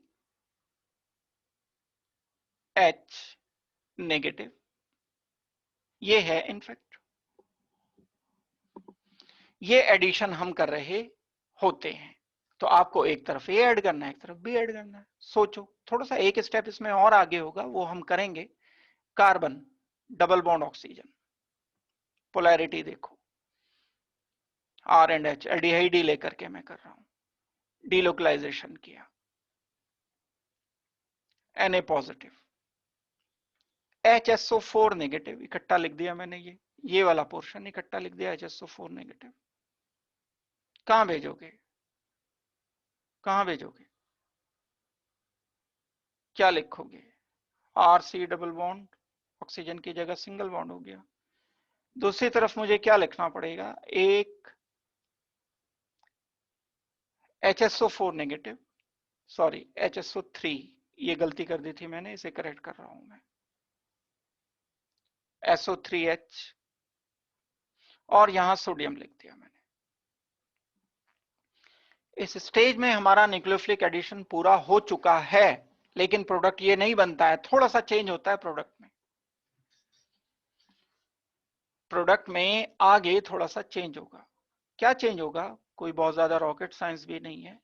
जब हम किसी सॉल्ट में एसिड ऐड करते हैं, जैसे आपको कोई सॉल्ट दिया जाता है CH3, इस बात को ध्यान से देखोगे तो समझ आ जाएगी, CH3COONA है। इसमें बाहर से मैंने एसिड ऐड किया H पॉजिटिव, तो Na हटकर उसकी जगह H आ जाता है। क्या बनता है? CH3COH बन जाता है। इसे हम सॉल्ट हाइड्रोलिसिस कहते हैं। तो अब यहां ये सॉल्ट है ONA, ये वाला जैसे ONA था ऐसे ही ONA यहां सॉल्ट है। SO3H, जैसे ये बाहर से H पॉजिटिव ऐड किया था, SO3H साथ में ही अवेलेबल है, बाहर से नहीं एसिड ऐड करने की जरूरत है। ये वाला H यहां पर पहुंच जाएगा, रिप्लेस करेंगे ये एक दूसरे को। उसके बाद वाला एक और स्टेप जो कि स्पॉन्टेनियसली होता है, खुद ब खुद होता है, हम उसे कराने के लिए बाहर से एसिड ऐड नहीं करते। ये H ट्रांसफर होकर यहां पर आ जाता है, और इस पोजीशन पर SO3Na। आपको आंसर जो रिपोर्ट करना है वो ये आंसर रिपोर्ट करना है, क्योंकि जब हम सोडियम बाइसल्फाइड का आयोनाइजेशन करते हैं तो आयोनाइजेशन ऐसे होता है। सोडियम पॉजिटिव अलग होगा, HSO4 नेगेटिव अलग होगा। ये आयोनिक है ना, मेटल है भाई, ये टूटेगा पहले। ये जो ज्यादा इलेक्ट्रोलाइट होगा उसी को तो डिसोसिएट करोगे। ये एक काम की बात है, बहुत सारी चीजें रिलेटेड हैं इससे। तो आपको क्या करना है? यहां तक न्यूक्लियोफिलिक एडिशन, यहां तक लिखा न्यूक्लियोफिलिक एडिशन। उसके बाद हमने किया हाइड्रोलिसिस। कैसा हाइड्रोलिसिस है? ये खुद से हुआ है, तो internal hydrolysis. Nucleophilic addition followed by internal hydrolysis. Sodium bisulphite के साथ हम रिएक्शन एल्डिहाइड का करते हैं, तो ये प्रोडक्ट मिल जाता है। ये थोड़ा माइल्ड न्यूक्लियोफाइल है, वीक है, बहुत स्ट्रांग नहीं है। एक तरफ हम पढ़ते आ रहे हैं जो कीटोन के रिएक्शंस होते हैं वो स्टेरिक हिंड्रेंस की वजह से मुश्किल होते चले जाते हैं। तो कीटोन को रिएक्शन देने में डिफिकल्टी आती है, और कीटोन भी खास तौर से वो कीटोन जिसमें ये ग्रुप बल्की ग्रुप है, बड़े ग्रुप है। अगर मैं इथाइल ग्रुप लगा दूं, इथाइल बड़ा, इथाइल ग्रुप यहां लगा दूं, तो ये सोडियम बाइसल्फाइड से रिएक्शन नहीं करेगा, क्योंकि NaHSO3 कम रिएक्टिव न्यूक्लियोफाइल होता है। तो bulky ketone cannot react with sodium bisulfite. Bulky ketone cannot react with sodium bisulfite. ये बात आपको याद रखनी है। एक और इसमें रिलेटेड जो बड़ी काम की बात है वो मैं और आपको डिस्कस कर रहा हूं। जो ये मॉलिक्यूल है, अभी तो एक क्वेश्चन मैं दूंगा, उसको आप मुझे पहले पूरा करके बताओ। एक रिएक्शन लिख रहा हूं, इस सेक्शन को पूरा करके बताओ, फिर एक एडिशनल एक छोटी सी बात और मैं आपको बताकर रिएक्शन को चेंज करूंगा। ये 2 क्वेश्चन मैंने लिखे हैं, जल्दी से इसके 30 सेकंड में आंसर करके बताओ मुझे।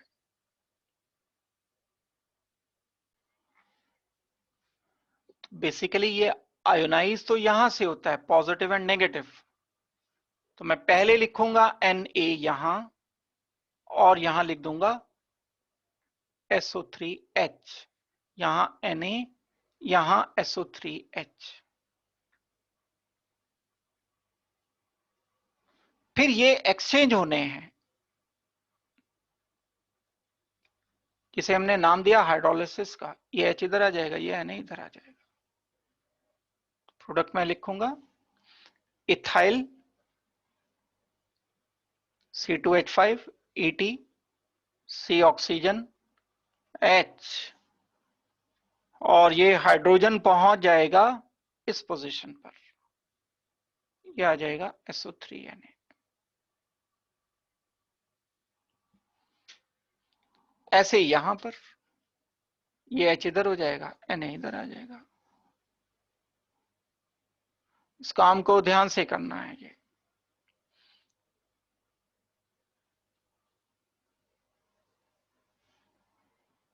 इसे हम क्या बोलेंगे? प्रोटॉन एक्सचेंज बोलेंगे, या इंटरनल हाइड्रोलिसिस बोल देंगे।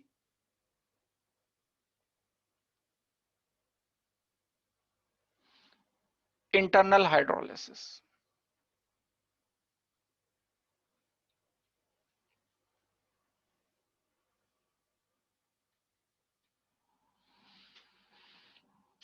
ये हो गया आंसर।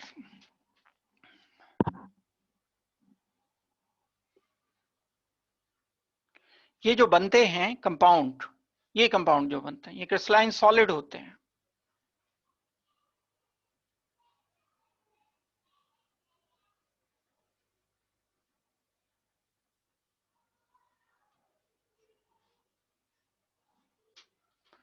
और कई बार एल्डिहाइड कीटोन को बाकी दूसरे कंपाउंड से सेपरेट करने के काम आता है ये रिएक्शन। एप्लीकेशनल व्यू पॉइंट से मैं बता रहा हूं। हमारे पास क्या होता है, एक मिक्सचर है, एल्डिहाइड है, और दूसरा एक और कोई कंपाउंड का मिक्सचर है। सपोज करते हैं वो कोई एल्कीन है। ये एक ही जगह, एक ही किसी टेस्ट ट्यूब में, बीकर में रखे हुए हैं, मिक्सचर में। हम सेपरेट करना चाहते हैं इन्हें, तो हम क्या करेंगे, इसमें सोडियम बाइसल्फाइड ऐड करेंगे। तो एल्डिहाइड तो रिएक्शन करेगा, सॉलिड क्रिस्टल बना देगा।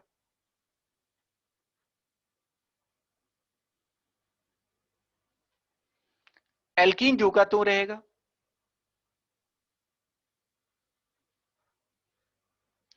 इन सॉलिड क्रिस्टल को फिल्टर करके हम अलग कर लेते हैं।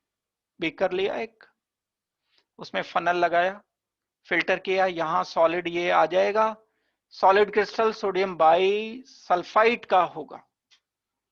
सॉरी, एल्डिहाइड के सोडियम बाइसल्फाइड से एडिशन प्रोडक्ट का होगा। लेकिन हमें तो एल्डिहाइड एंड एल्कीन को सेपरेट करना था। ये सॉलिड क्रिस्टल तो एल्डिहाइड के नहीं हैं, ये क्रिस्टल तो किसके हैं? ये क्रिस्टल तो इस कंपाउंड के हैं, आर COH SO3Na H इस कंपाउंड के हैं। इससे हम वापस दोबारा एल्डिहाइड बना सकते हैं। इसमें हम क्या करते हैं, NaOH मिक्स कर देते हैं, सेपरेट कर लिया गया। देखो अब ये एल्कीन अलग है, ये अलग है। अब हमने इसमें ऐड कर दिया NaOH। जब हम NaOH ऐड करेंगे तो OH नेगेटिव इधर आएगा, Na2SO3 अलग हो जाएगा।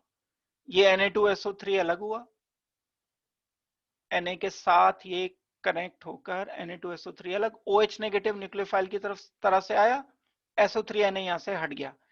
क्या कंडीशन आ गई, एक कार्बन पर 2 OH, ये तो पहले से था, एक OH NaOH से आ गया, माइनस क्या किया Na2SO3, यहां पर R है, यहां पर H है। जिन लोगों ने पढ़ रखा है उन्हें पता है कि ये वाटर लूज करने वाला है, क्योंकि अनस्टेबल है, एक कार्बन पर 2 H टिकते नहीं है, carbon double bond oxygen, R and H। ये एल्डिहाइड वापस रिटेन कर लिया हमने, जो सेपरेट हमें करना था। तो एक इंपॉर्टेंट एप्लीकेशन क्या है इस रिएक्शन की, एल्डिहाइड्स को बाकी दूसरे कंपाउंड के मिक्सचर से सेपरेट करने के लिए इस रिएक्शन को इस्तेमाल कर रहे होते हैं। कैसे इस्तेमाल करेंगे, सोडियम बाइसल्फाइड ऐड किया, क्रिस्टल बन गया, उन्हें सेपरेट कर लिया क्रिस्टल्स को, उन क्रिस्टल में NaOH ऐड कर दिया। NaOH ऐड करने पर एल्डिहाइड वो जिससे ये बनाया था वो एल्डिहाइड वापस रिटेन हो जाएगा। ये मैंने इसकी एक एप्लीकेशन आपको एडिशनल बता दी। हम डिस्कस कर रहे हैं एडिशन रिएक्शन किसके, कार्बोनिल कंपाउंड के। कार्बोनिल कंपाउंड क्या है जो अभी हम पढ़ रहे हैं, एडिशन रिएक्शन पढ़ रहे हैं। कार्बन डबल बॉन्ड ऑक्सीजन के एडिशन पढ़ेंगे, दो पढ़ लिए हमने, एक HCN से पढ़ लिया, एक सोडियम बाइसल्फाइड से पढ़ लिया, एक ग्रिग्नार्ड एजेंट से पढ़ लो, RMGX पढ़ रखा है, बल्कि ये R नेगेटिव Mg पॉजिटिव, ये B नेगेटिव A पॉजिटिव ही तो है ये जो हम ऐड कर रहे हैं। आप कार्बन डबल बॉन्ड ऑक्सीजन पर इसको ऐड करके आगे बढ़ा सकते हो।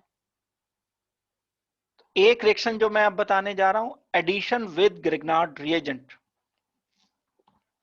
तो आप इसे नोट कर सकते हो। नेक्स्ट जो रिएक्शन है आगे, एडिशन विद सोडियम बाइसल्फाइड वाला हमने कर लिया है, एडिशन विद ग्रिग्नार्ड रिएजेंट।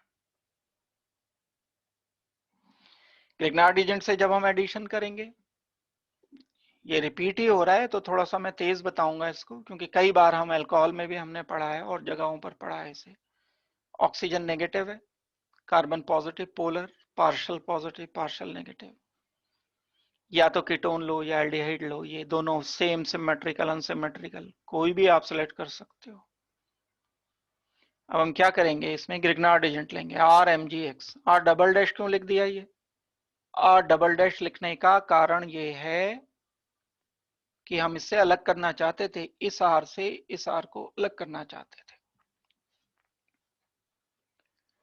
अब जब ये रिएक्शन करेगा तो R नेगेटिव है, ये तो कार्बन पॉजिटिव पर जाएगा, Mg पॉजिटिव कहां आएगा, ऑक्सीजन पर आएगा, क्योंकि ये पॉजिटिवली चार्ज है।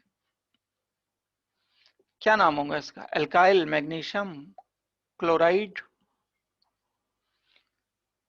बिना वाटर का सॉल्वेंट चाहिए हमें, नॉन एक्वस सॉल्वेंट ईथर होते हैं, ईथर लिए हमने यहां पर, ड्राई ईथर सॉल्वेंट लिया ताकि ग्रिग्नार्ड एजेंट रह पाए, एग्जिस्ट कर पाए।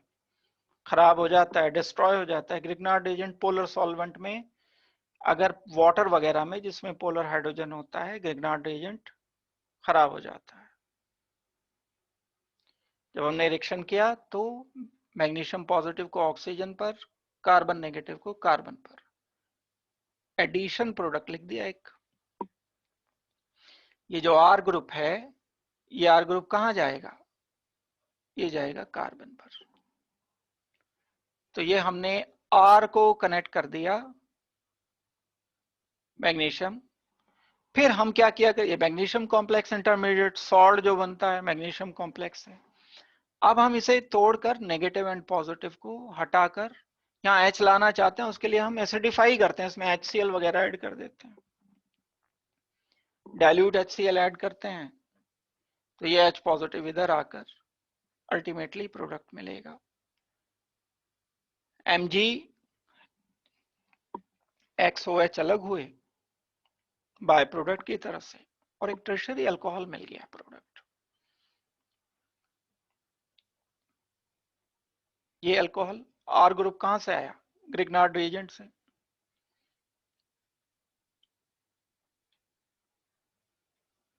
GR मतलब ग्रिग्नार्ड रिएजेंट। अल्कोहल कौन सा मिला, टर्शरी अल्कोहल। बड़े इंपॉर्टेंट रिएक्शन है, बहुत काम के रिएक्शन है। मैं उतनी डिटेल जितनी बता चुका हूं उतनी वापस रिपीट नहीं कर सकता, जस्ट मैंने समझाने के लिए लिखा है। अब यहां पर आपकी मर्जी है, कीटोन में तो हम आर ही यूज करेंगे, एच नहीं होगा, लेकिन अगर आप एल्डिहाइड लेना चाहते हो तो जरूर लो।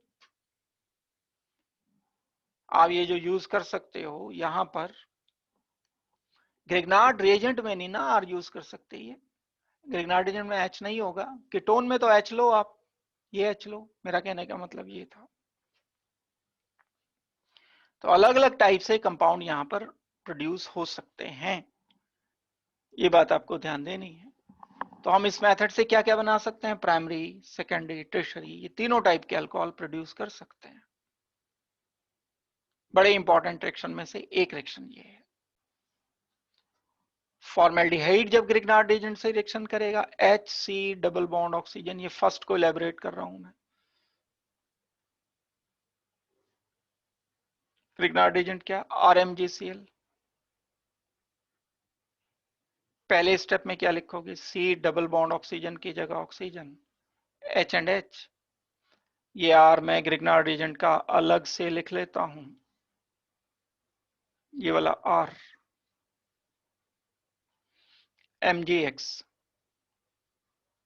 फिर हमने इसको वाटर से हाइड्रोलाइज कर दिया, HOH से जब रिएक्शन करेंगे तो यहां पर ये H पोलैरिटी के according negative and positive. Final product पर ध्यान देना है, जो काम की बात यहां रिएक्शन तो कर लिया हमने, मैं बताना चाह रहा हूं आपको वो है कि प्राइमरी अल्कोहल प्रोडक्ट मिलेगा।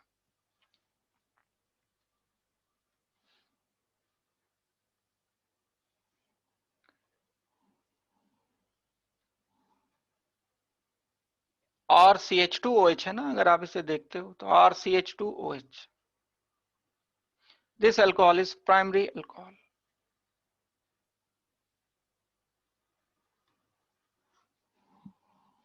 यही बात लिखी है, formaldehyde plus Grignard reagent primary alcohol. इसको अच्छी तरह से देखो, इसी को मैं एल्डिहाइड ले लेता हूं एक्सेप्ट फॉर्मेल्डिहाइड, ये मैंने एक बता दिया, इसी में मैं चेंज करूंगा, मैं दोबारा नहीं लिखने वाला हूं। आप इसको ढंग से अच्छी तरह से एक बार देख लो। अब मैं क्या कर रहा हूं, फॉर्मेल्डिहाइड नहीं लेता, दूसरा कोई एल्डिहाइड ले लेता हूं। कौन सा एल्डिहाइड, जो भी आपकी मर्जी हो, और मतलब आप CH3 लो, C2H5 लो, कोई भी एक ग्रुप सेलेक्ट कर लो। यहाँ पर ये R ग्रुप मैंने चेंज कर दिया, तो जो चेंज यहां किया वो चेंज यहां भी तो किया जाएगा। वो चेंज यहां इस अल्कोहल में भी किया जाना चाहिए, बिल्कुल इंसाफ की बात तो यही है कि किया जाना चाहिए, नहीं करोगे तो फिर तो गड़बड़ हो जाएगी। इस अल्कोहल पर जब ध्यान देंगे हम CRRH, तो ये तो प्राइमरी अल्कोहल नहीं है। अब ये अल्कोहल तो एक सेकेंडरी अल्कोहल बन गया, इसको नाम दोगे आप सेकेंडरी अल्कोहल। यही बात यहां लिखी है जो आपको अच्छी तरह से समझनी है। एल्डिहाइड अगर फॉर्मेल्डिहाइड के अलावा कोई और है, ग्रिग्नार्ड एजेंट से रिएक्शन करके फॉलोड बाय हाइड्रोलिसिस करके H पॉजिटिव की प्रेजेंस में ये बना देता है सेकेंडरी अल्कोहल। सेकंड पॉइंट हमने कर लिया ये पूरा। इसमें ही मैं एक तीसरा पॉइंट और यहीं इसी रिएक्शन में चेंज करके बताऊंगा मैं आपको, तो लेकिन अलग नोट करना है, आप भी वहीं पे मत चेंज कर लेना। तो थर्ड पॉइंट जो है ये क्या कहता है, कीटोन जब ग्रिग्नार्ड एजेंट, अब ये तो कीटोन नहीं है, मुझे तो थर्ड पॉइंट एक्सप्लेन करना है। पॉइंट नंबर थर्ड अब मैं करना शुरू कर रहा हूं। पॉइंट नंबर थर्ड क्या कहता था कि हमने कीटोन सेलेक्ट किया, यहां H की जगह R, इस H की जगह R, इस H की जगह R, एक नया R आ जाएगा और वो नया R जो होगा इसको टर्शरी अल्कोहल बना देगा। ये एक नया R आ गया ग्रिग्नार्ड, ये कीटोन का R जो है डिफरेंट है, 3 R ग्रुप हो गए। जिस कार्बन पर OH है उससे 3 अल्काइल ग्रुप लगे हैं, तो अब तो हम इसको सेकेंडरी नहीं बोल पाएंगे भाई, अब हम इसको टर्शरी बोलेंगे।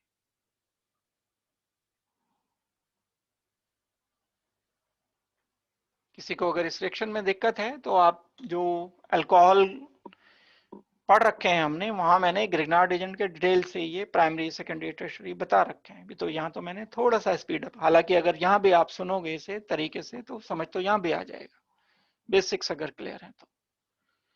एक रिएक्शन हमने किया जिसमें अल्कोहल को प्रिपेयर किया, प्राइमरी सेकेंडरी टर्शरी अल्कोहल को प्रिपेयर किया, और प्रिपेयर किससे किया, एल्डिहाइड से या कीटोन से प्रिपेयर किया। और भी हैं एडिशन रिएक्शन और इंपॉर्टेंट भी हैं, पूरा नहीं हो पाएगा आपके लिए, मुझे लगता है बहुत ज्यादा हो जाएगा, मैं तो करा दूंगा कराने के लिए। मैं चाहता हूं कि अभी ये, क्योंकि जो रिएक्शन हमने पढ़ा है ये बड़े इंपॉर्टेंट रिएक्शन पढ़े हैं, इन पर कुछ प्रैक्टिस दूं, मैं आपको अभी क्वेश्चंस दे रहा हूं करने के लिए। इन क्वेश्चंस को अभी मुझे करके दिखाओ आप, क्वेश्चंस लिख रहा हूं मैं, इनको सॉल्व करके अभी मुझे आंसर बताने हैं।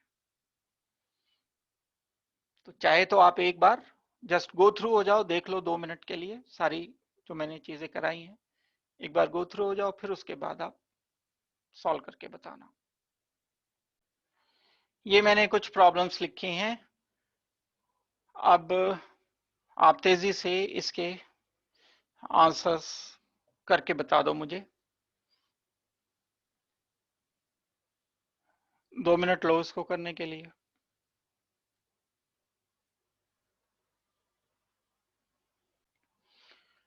ये हमारे पास साइक्लोपेंटेनोन है, इसको मैंने CH3 MgCl से रिएक्शन किया, डिलोकलाइज हुआ होगा, CH3 इस कार्बन पर आया, तो मैं पहले जो प्रोडक्ट मिलेगा वो लिख रहा हूं, ए जो बना वो ऐसा कुछ मिला, यहां हाइड्रोलिसिस किया तो यहां पर H आ गया, अल्कोहल है ये, अल्कोहल बन गया हमारा, टर्शरी अल्कोहल बना। अभी हम पढ़ के आए हैं थोड़ी देर पहले कि सेकेंडरी, अगर हमारे पास कोई कीटोन है और हम उसे ग्रिग्नार्ड एजेंट से रिएक्शन करते हैं तो टर्शरी अल्कोहल बनता है। अब अल्कोहल कोई सा भी हो, एक बात आप जानते हो कि अल्कोहल प्लस एसिड आपस में रिएक्शन करके एस्टर बनाते हैं, और इस एस्टर के बनने में अल्कोहल का H हटता है, एसिड का OH हटता है, इसका OH हटेगा, इसका H हटेगा। जब हम आगे प्रोसीड करेंगे इसको, तो ये CH3 oxygen, C double bond oxygen CH3, ये एस्टेरिफिकेशन किया आगे, और ये अल्कोहल का रिएक्शन है जो आपको अल्कोहल में बताया गया है। फर्दर एसीटोन है, एसीटोन क्या होता है, CH3 C double bond oxygen CH3। Isopropyl magnesium chloride क्या होता है, आइसोप्रोपाइल लिखो पहले, फिर मैग्नीशियम लिख दो, फिर क्लोराइड लिख दो, ये आइसोप्रोपाइल मैग्नीशियम क्लोराइड हो गया। ए क्या बना, ये कार्बन नेगेटिव इधर कार्बन पर आएगा, कार्बन कार्बन कार्बन, ये आइसोप्रोपाइल ग्रुप है और ये एसीटोन का कार्बन था। यहां पर OH, ये आया आंसर। नाम आपको IUPAC लिखना आना चाहिए इसका। IUPAC हो जाएगा नेमिंग इसकी 2,3 dimethyl butane 2 all, 2,3 dimethyl butane 2 all. अब SOCl2 किससे रिएक्शन करता है? OH से। OH हटाकर यहां इसकी जगह Cl लिख देना है बस। कार्बन कार्बन कार्बन, एक और कार्बन, इधर कार्बन हो गया, इधर कार्बन हो गया, यहां पर आ गया हमारा एक Cl। ये जैसे हम AB टाइप रिएक्शन हमें दिए होते हैं कि एक दिया फिर उसके बाद ऐड कर दिया उसे दूसरा।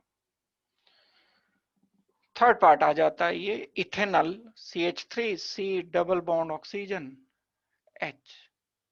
जब हम इसे C2H5 MgCl से रिएक्शन करते हैं तो हमको जो प्रोडक्ट मिल जाएगा वो ये मिलेगा, इथेनॉल का कार्बन, यहां पर OH और इथाइल ग्रुप ये ग्रिग्नार्ड रिएजेंट का। ये H आया एसिड से। सोडियम मेटल जब अल्कोहल से रिएक्शन करता है तो एसिडिक हाइड्रोजन हटाता है। एसिडिक हाइड्रोजन हटाएगा तो हम लिख देंगे ऐसा कुछ ONA, और इसमें हाइड्रोजन होगा liberate plus H2, hydrogen release कर गया। उसके बाद हमने इसको रिएक्शन किया CH3Cl से। अब आगे ये विलियमसन ईथर सिंथेसिस है, ये क्लिक करना जरूरी है। आगे जब हम रिएक्शन लिखेंगे तो विलियमसन ईथर सिंथेसिस है।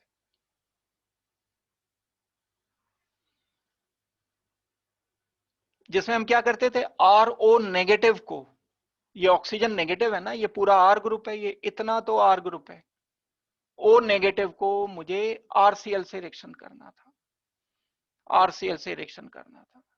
ये ऑक्सीजन नेगेटिव इधर आ जाता था, Cl हट जाता था, तो ये ऑक्सीजन नेगेटिव इस कार्बन पर आएगा, Cl यहां से माइनस होगा। फाइनली मैं क्या लिखूंगा answer, C must be oxygen and CH3।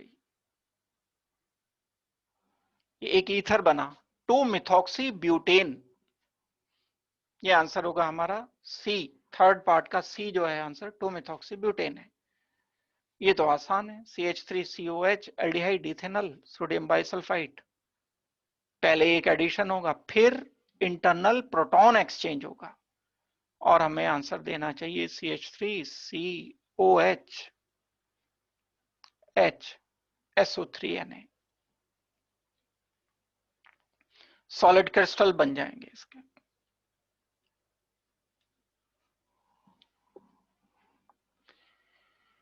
ये पैटर्न मैं बताता हूं कि इस तरह सॉल्व करना है, तो ऐसे तो बहुत हैं क्वेश्चंस। आप बैठ करके, लास्ट क्लास में मैं कह रहा था कि क्वेश्चन बनाने सीखो, बैठो और बैठ करके क्वेश्चन बनाने की कोशिश, जितना पढ़ लेते हो आप उसके खुद लिख लो, छोटे छोटे क्वेश्चन लिख लो तो आपको क्लियर ज्यादा होंगी चीजें।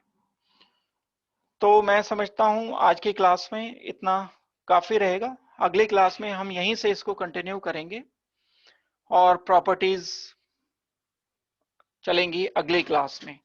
हम जो बची हुई प्रॉपर्टीज हैं, बड़ी इंपॉर्टेंट प्रॉपर्टीज अभी बचती हैं, तो ये प्रॉपर्टीज हम नेक्स्ट क्लास में करेंगे।